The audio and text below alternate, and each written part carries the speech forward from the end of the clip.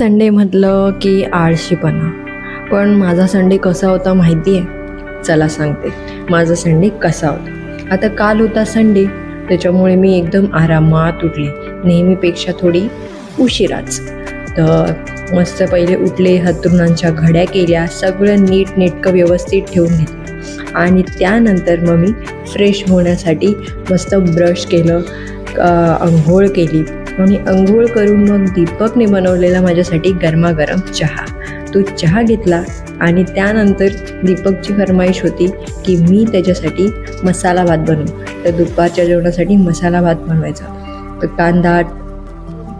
कांदा बटाटे आणि सगळं कापून घेतलं, त्याची तयारी केली आणि मस्त कुकरला वाटाणा आणि मी बटाटे टाकून मस्त मसाला भात बनवला.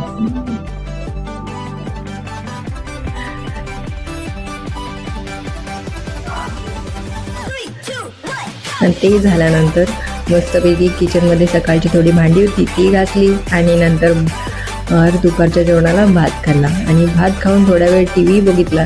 टी व्ही बघून नंतर काय पुन्हा उठले आणि जी दुपारची भांडी होती ती पुन्हा घासली आणि घासून मग घरातून झाडू मारून घेतला सगळ्या रूममधून आणि एकदम सगळं स्वच्छ करून घेतलं.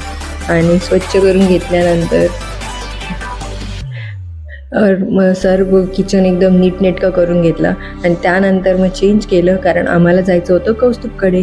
कौस्तुभ मम्मीकडे थांबला होता, कौस्तुभ आमच्याबरोबर आला नाही, मग त्याच्यामुळे निघाले मी कौस्तुभकडे आणि चेंज केलं आणि निघालो.